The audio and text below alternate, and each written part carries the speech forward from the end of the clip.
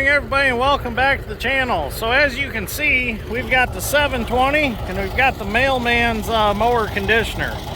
So what we're going to do is, this is that 15-acre farm that I talked about before that we rented this year, and we were going to plow this, but after seeing how nice the grass looks on it, we're going to go ahead and we're going to mow it and we're going to round bale it. We want to get some cows sometime this summer. So we thought, well, we'll round bale this, plus we need it for the goats and the donkeys. So figured, why waste this beautiful grass? Hay's probably going to be hard to come by here pretty soon. So we thought, you know what, we'll just go ahead and we'll bale this. So we don't have a lot of money in it, cash rent. So it was a perfect candidate, other than where we were driving in and out to check the place out. So that's enough of me talking. Let's get on the 720 and get mowing.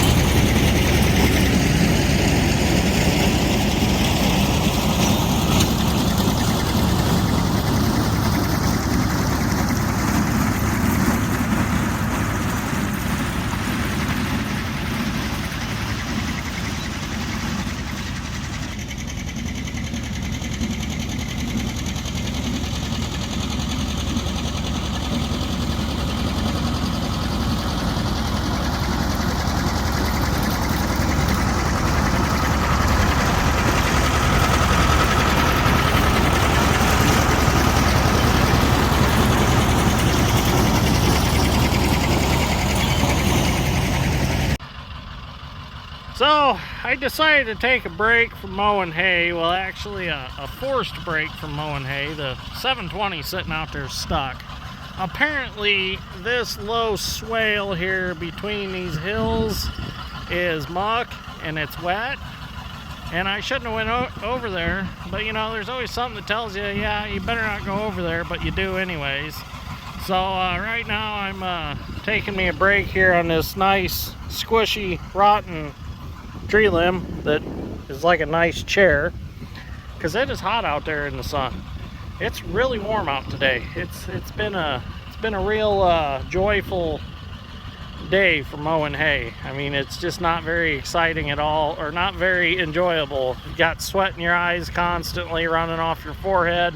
I don't have to tell you guys, you know how it is. Anybody that's ever mowed hay in the summertime knows exactly what I'm talking about. So Dad's strength's bringing the 9300 as we speak, so he'll get me pulled out, and I'm just gonna stay out of this swale here. There's actually like a pond on the other side, and the strange part is this is actually a hill compared to the ditch over there. We're probably, oh boy, we're probably 12 foot higher here than we are even the ditch bank. So I don't know what the deal is here. It's kind of strange. So it must be springs out of these hills or something that's filling that low spot with water. But I'm gonna stay out of there. What I'm gonna do is I'm gonna get back up here and follow this back around and follow this high side and mow off this hill, and then probably work my way into that until it's a little too wet, because there's no point in mowing it if the hay is gonna lay on top of the wet ground. It's just gonna keep drawing up moisture and it won't dry and cure. So we'll probably have to leave some of that. So anyway, as soon as Dad's strength gets here, we'll get me pulled out and I'll get mowing again. Well, here he comes. Might be a little overkill, but at least we know we brought plenty of tractor.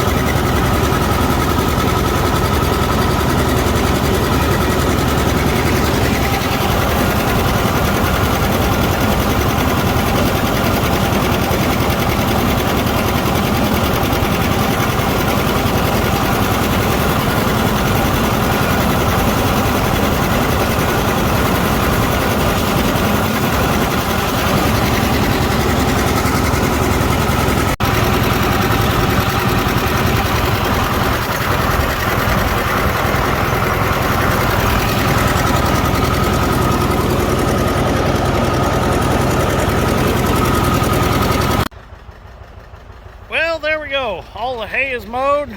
I'm kind of tired. I'm ready to go home. It's about 7:30 already. I'm ready to go home and get a shower. I am covered in all kinds of bugs and stuff from grass and everything else. So we're just gonna leave that area right there, and then the other area over there, there's just no sense in trying to mow it with it as wet as it is. The hay's just gonna lay there on top of the ground and soak up moisture anyways. So I'll bring the 2940 and the batwing later and mow the rest of that off. This farm is definitely a good candidate for tile. Follow this valley all the way down to the ditch, run a couple of lines up in here, up in the sides of the hill to catch whatever water's coming out of these hills. I'm not even sure if we're going to rent this farm again, so we'll see what happens. This is one of them that's just a year-to-year deal. I suppose if we want it again, we can have it, but I don't know what we're going to do. So anyways, thank you for watching. I greatly appreciate it.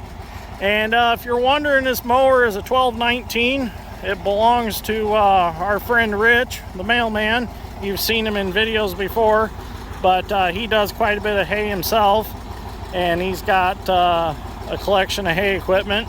So whenever we need a hay mower or something, we just go and grab his.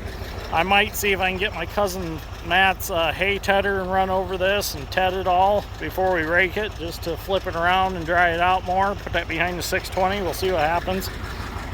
But anyways, thank you for watching. We will see you all in the next one. Figured I'd do a video today, the 720 mowing hay. I know I got a lot of fans of the 2-cylinders. And our 2-cylinders definitely aren't just collector's pieces. They are workhorses, and they will get used. So you'll definitely see them out in the field getting used, other than just plow days. So if we're going to have them around, we're going to use them. So about the only ones that don't get used a lot is the 36A, the GP, and of course my crawler, because I don't want to wear the tracks out. But the rest of them, they're going to get used. The WD, as soon as I get it home, we're going to use that one. That'll be the only Dallas Chalmers on the property other than the Gleaner combines. But I got to get that home. My buddy Larry, he's not in a hurry, so I've just been leaving it sit in his building. So Larry's probably going to watch this video because he was a legend in the hay in this area. He's probably going to just shake his head when he sees this one, because I will admit, this is the first time that I've mowed hay on this large a scale. I've mowed just a little bit here and there, but this is quite a bit of hay mowing for me outside in a farming simulator.